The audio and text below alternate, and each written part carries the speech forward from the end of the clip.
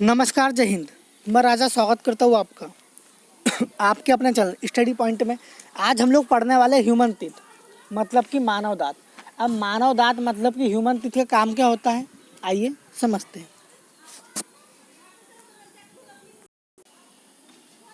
अगर हम लोग ह्यूमन टीथ की बात करें मतलब कि मानव दांत की बात करें तो मानव दांत का काम क्या होता है? दांत दिखा के हंसने का होता है, जैसा कि आप लोग अभी कर ही रहे होगे? नहीं, मानव दांत के बहुत सारे काम होते हैं। आइए फिर देखते हैं। सबसे पहले इमेज में देखना, आपको दो जबड़े दिखेंगे, एक ऊपर वाला जबड़ा और एक नीचे वाला जबड़ा। ऊपर वाले जबड़े को मैं अपर जॉ बोलूँगा, नीचे वाले जबड़े को मैं लोअर जॉ बोलूँगा।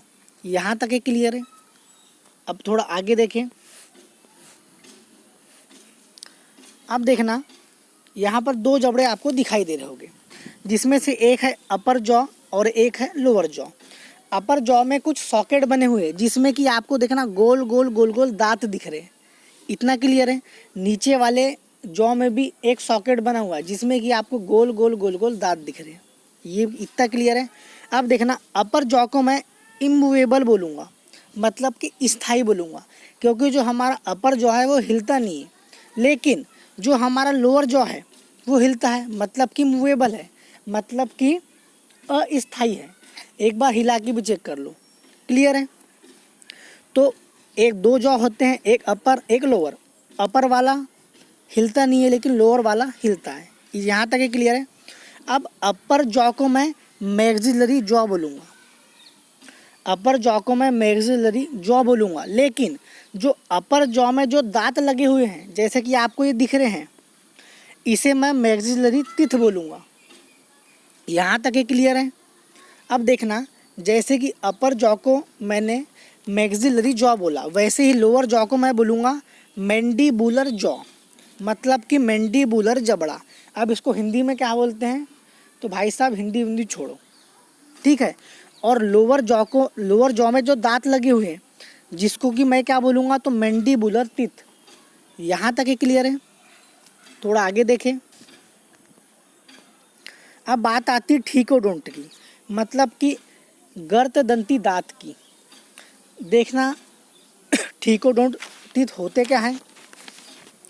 जो जो दांत मसूड़ों के अंदर या जॉ लाइन में सॉकेट बने होते हैं, ऐसे समझ लो, जो दांत मसूड़ों के अंदर जॉ लाइन में जो सॉकेट बने होते हैं वहाँ पर धंसे होते हैं, उसे कि हम ठीकोडोंट या फिर गर्तदंती टीथ कहते हैं।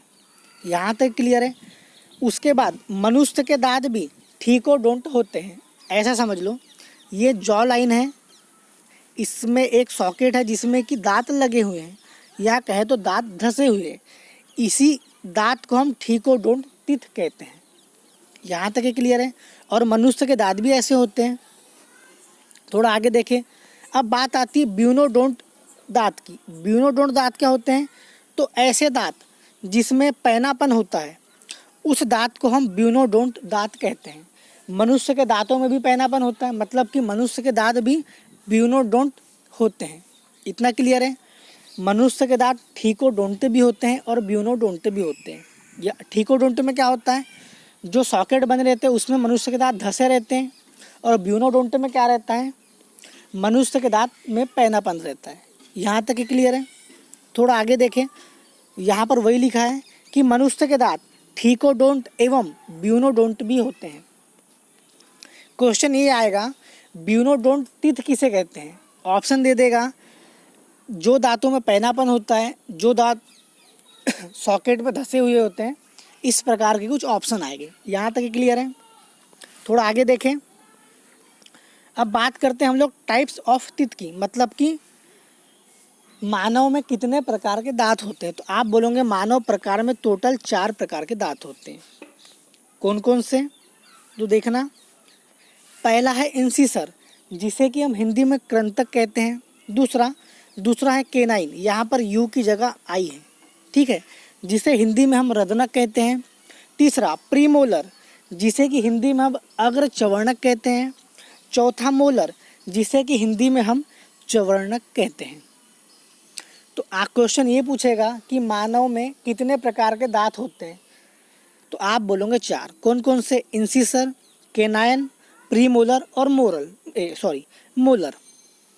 अब इनका काम क्या होता है, बारी बारी से समझते हैं। लेकिन उसके पहले एक बार दांत देख लो अपने, नहीं यहाँ पर ये होगा हमारे इंसिसर दांत, उसके बाद में होगा हमारे कैनाइन, उसके बाद में प्रीमोलर और उसके बाद में मोलर। यहाँ तक क्लियर है? मतलब कि इंसिसर दांत के पीछे कैनाइन है, कैनाइन के पीछे प्रीमोलर है और प्रीमोलर के पीछे मोलर है। डन है। अब बात आती इंसिसर की। तो सामने के दांत को इंसिसर कहते हैं, जैसे कि मैंने आपको इमेज के जरिए बताया। अब इनका काम क्या होता है इंसिसर का? तो इनका काम होता है कटिंग करने का, चॉपिंग करने का। मतलब कि आपने बचपन में सुना होगा, किसी बच्चे को चिढ़ाते ना, इसके खरगोश टाइप दांत हैं, मतलब कि खरगोश दांत हैं। तो जो खरगोश में जो दांत होते हैं सामने के, जिससे कि वो गाजर खाता है, ठीक है, उसे ही हम इंसिसर दांत कहते हैं। यहाँ तक के क्लियर है? ठीक है। काम क्या होता है इंसिसर का? तो कटिंग करने का होता है, चॉपिंग करने का होता है। अगर हम लोग कैनाइन की तरफ आते हैं, तो कैनाइन का काम क्या होता है? इंसिसर टीथ के पीछे नुकीले जो दांत होते हैं, जिसे कि हम कैनाइन या फिर रदनक दांत कहते हैं, इसका काम क्या होता है? तो इनका काम फाड़ने का होता है। आपने बाघ को देखा होगा, चीते को देखा होगा, देखा तो नहीं होगा, टीवी में देखना। जब उन लोग मांस को फाड़ते हैं तो उन लोग कैनाइन टीथ का यूज़ करते हैं।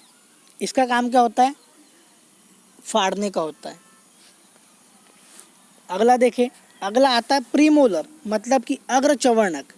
तो कैनाइन के पीछे जो गोल दांत होते हैं उन्हें प्रीमोलर टीथ कहते हैं। इनका काम क्या होता है? तो इनका काम खाना पीसने का होता है। यहाँ तक का डन है। अगला देखें, अब आता लास्ट हमारा मोलर, मतलब कि चवर्णक दांत। सबसे पीछे के गोलनुमा आकृति वाले दांत को मोलर टीथ कहते हैं। सबसे पहले कौन सा? इंसिसर, फिर कैनाइन, फिर प्रीमोलर, उसके बाद मोलर। यहाँ तक क्लियर है? अब इसका काम क्या होता है? तो इनका भी काम खाने को पीसने का होता है, जैसा कि काम प्रीमोलर का होता है। प्रीमोलर और मोलर का काम क्या होता है? खाने को पीसने का होता है। यहाँ तक क्लियर है? थोड़ा और आगे देखें। अब बात आती है डाइफाइकोडोंट टीथ की। अब डाइफाइकोडोंट टीथ होते क्या हैं? तो ध्यान से सुनना, जो दांत हमारे जीवन में 2 बार उगते हैं उन्हें ही हम डाइफाइकोडोंट टीथ कहते हैं। अब 2 बार कैसे कैसे उगते हैं अभी आपको बताता हूँ। मनुष्य के अंदर में, या कह दो तो मनुष्य के शरीर में 2 सेटों में दांत पाए जाते हैं। कौन कौन से? तो पहला देखना, पहला हमारा है टेम्परेरी, मतलब कि मिल्क टीथ, या कहे तो झड़ने वाले दांत। मिल्क टीथ मतलब कि दूध के दांत, टेम्परेरी मतलब कि अस्थायी दांत, या कहे तो झड़ने वाले दांत, क्योंकि आपको पता है दूध के दांत झड़ जाते हैं। ये दूध के दांत की हम बात कर रहे हैं। दूसरा की बात करें तो दूसरे परमानेंट टीथ, मतलब कि स्थायी दांत। यहाँ तक क्लियर है? अब पहले वाले दांत को देखते जो टेम्परेरी हमारे। तो टेम्परेरी टीथ में देखना, टेम्परेरी टीथ की संख्या कितनी होती है? 20। क्वेश्चन यही पूछेगा कि दूध के दांतों की कुल संख्या कितनी होती है? आप बोलोगे 20, जिसमें कि अब मैंने तो बता दिया आपको कि दूध के दांतों की संख्या कितनी होती है? 20। अब मैंने ये थोड़ी ना बताया आपको कि कैनाइन उसमें कितने होते हैं, प्रीमोलर कितने होते हैं, इंसिसर कितने होते हैं, मोलर कितने होते हैं। तो अब देखना, जिसका कि डेंटल फार्मूला है किसका? टेम्परेरी टीथ का, मतलब कि मिल्क टीथ का। अगर हम लोग इंसिसर की बात करें, कैनाइन की बात करें, प्रीमोलर की बात करें या फिर मोलर की बात करें, तो इंसिसर हमारे टोटल हो गए 8। कैसे कैसे हो गए अभी मैं आपको बता रहा हूँ। कैनाइन हमारे कितने हो गए? तो 4। प्रीमोलर टेम्परेरी टीथ में होता ही नहीं है, ये बात नोट में लिख लेना, क्वेश्चन पूछता है। और मोलर दांत कितने हो गए? तो मोलर दांत भी हमारे टेम्परेरी टीथ में कितने हो गए? तो 8 ही हो गए। अब कैसे कैसे? तो देखना, सबसे पहले हम ऊपर के दांतों को जोड़ते हैं। तो 2 और 1 3, 2 5, तो मैंने यहाँ पर लिख दिया 5। नीचे भी वैसी 2 1 3 और 2 5, तो मैंने नीचे भी 5 लिख दिया। अब मैंने वहाँ 2 का मल्टीप्लाई इसलिए किया था क्योंकि 2 साइड के दांत होते हैं, एक होता है फ्रंट व्यू और एक होता है साइड व्यू। मतलब कि आपके दांत इधर भी वैसे ही हैं, मतलब राइट में भी वही है और लेफ्ट में भी वही है। तो 2 बार मैं उसको काउंट करूँगा, इसलिए मैंने वहाँ 2 का गुणा कर दिया। जब मैंने 2 का गुणा कर दिया तो 10/10 आया। अब इसको डिवाइड नहीं करना है, इसको हमको जोड़ना है। तो टेम्परेरी टीथ कितने हो गए हमारे? 20। आप बोलोगे कौन कौन से? जिसमें कि केनाइन की इंसीसर की बात करूँ मैं, तो इंसीसर दांत हो गए हमारे 8। ये 2 और 2 हो गए 4। 4 का गुणा 2 में करूँगा क्योंकि दोनों साइड होते दांत, क्लियर है? 8 हो गए। केनाइन की बात करूँगा तो 4, प्री मोलर होता ही नहीं है। और मोलर की बात करूँगा तो मोलर दांत भी हमारे टेम्परेरी टीथ में 8 होते हैं। यहाँ तक क्लियर है? अब बात आती है मिल्क टीथ की। तो जो दूध के दांत होते हैं 7 महीने से 2 साल के बीच में उगते हैं और 12 से 14 साल के बीच या बीच में झड़ जाते हैं। जो हमारे दूध के दांत होते हैं 7 महीने से लेकर 2 साल के बीच में उगेंगे और 12 से 14 साल के पहले झड़ जाते हैं, मिल्क टीथ। इतना क्लियर है? अभी मैंने आपको टेम्परेरी टीथ बताया, अब देखते हैं हम लोग परमानेंट टीथ, मतलब कि स्थायी दांत। तो सुनना, स्थायी दांत की टोटल संख्या होती 32। आपने सुना होगा 32 के 32 दांत तोड़ दूंगा मैं तुम्हारे, बोला भी होगा या फिर सुना भी होगा। बहुत सुंदर। अब देखना इसका डेंटल फॉर्मूला देखना। तो इसमें इंसीसर कितने होते हैं? तो इंसीसर हमारे 8 ही होते हैं। केनाइन कितने होते हैं? तो केनाइन हमारे 4 होते हैं। प्री मोलर कितने होते हैं? तो प्री मोलर हमारे 8 होते हैं। और मोलर कितने होते हैं? तो मोलर हमारे 12 होते हैं। ठीक है, अब ऊपर वाले हम लोग दांत काउंट करते हैं। तो ये 2 और 1 3, 3 2 5, 5 और 3 8। जिसे मैंने 8 लिख दिया। 2 का मल्टीप्लाई क्यों किया आपको मैंने अभी बताया था। ऊपर से भी 2 1 3, 3 2 5, 5 3 8 लिख दिया। 2 का मल्टीप्लाई क्यों किया मैंने आपको अभी बताया था। तो 8 गुना 2 16, 16 और 16 कितने होगा? 32। अब समझ में आ गया कि जो 32 दांत होते हैं, जिसमें कि इंसीसर कितने होते हैं? आप बोलोगे 8। केनाइन कितने होते हैं? आप बोलोगे 4। प्री मोलर कितने होते हैं? आप बोलोगे 8। और मोलर कितने होते हैं? तो आप बोलोगे 12। यहाँ तक क्लियर है? अब एक बात ध्यान देना, टेम्पररी टीथ में मैंने आपको बताया था जो प्री मोलर दांत होते ही नहीं है, लेकिन जो परमानेंट टीथ होते हैं उसमें प्री मोलर दांत होते हैं। ये बात नोट में लिख लेना। यहाँ तक क्लियर है? अब थोड़ा आगे देखें। अब बात आती है मोनोफाइकोडोंट टीथ की। अब मोनोफाइकोडोंट टीथ होते क्या हैं?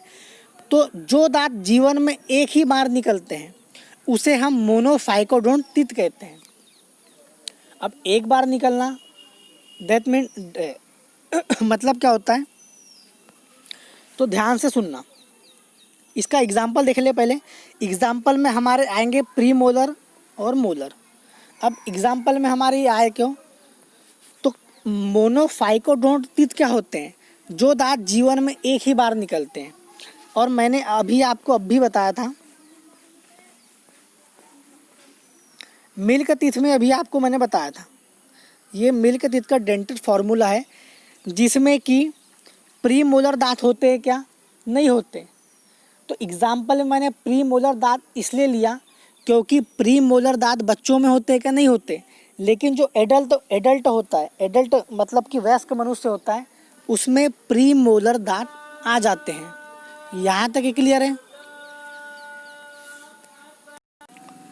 तो क्या मैं प्री मोलर दांत को मोनोफाइकोडोंट टीथ कह सकता हूँ? क्योंकि मानव शरीर में सबसे पहली बार देखे जाते हैं कब? तो 18 वर्ष के बाद, मतलब कि एडल्ट ह्यूमन में, जो कि मैच्योर हो जाता है। यहाँ तक क्लियर है? अब मैंने आपको बताया था एग्जाम्पल में 2।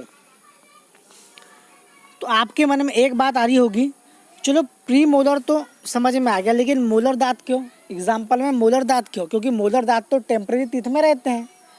ठीक है, तो अब ध्यान से सुनना, जो मोलर दांत है टेम्परेरी टीथ में कितने रहते हैं? तो दो दो मतलब कि टोटल 8 रहते हैं।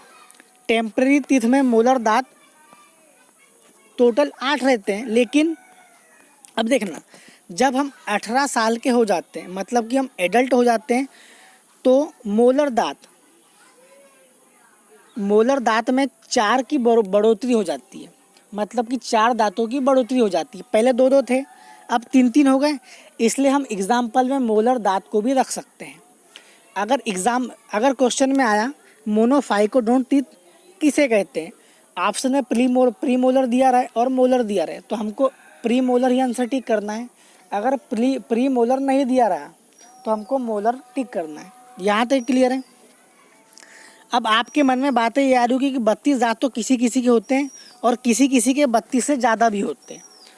तो ध्यान से सुनना, 32 दांत किसी किसी के नहीं भी होते। अब वो क्यों नहीं होते? तो कुछ दांत हमारे उगने में देर हो जाती है, मतलब कि कुछ दांतों को उगने में देर हो जाती है, जिसके कारण जो बाद वाले दांत उगने वाले रहते हैं वो दांत उग नहीं पाते। या बोले तो वो दांत कभी आगे से उग जाते हैं, कभी पीछे से उग जाते हैं, और कई कई बार तो उसने उगने के लिए जगह भी नहीं मिलती, क्योंकि जो पहली दांत उग चुका है वो पूरे सरफेस को घेर लेता है। यहाँ तक क्लियर है। इसलिए कभी कभी 32 भी दांत रहते हैं, या फिर 32 से ज़्यादा भी रहते हैं और 32 से कम भी रहते हैं। तो ये था छोटा सा वीडियो किस पे, ह्यूमन टीथ के ऊपर। तो अब इसके बाद आएगा स्ट्रक्चर ऑफ टीथ, जिसे कि हम लोग कल पढ़ने वाले हैं। लेकिन उसके पहले वीडियो अच्छा लगे तो लाइक करना, चैनल को सब्सक्राइब करना, अपने दोस्तों में शेयर करना। मिलते हैं अगले वीडियो में। बाय।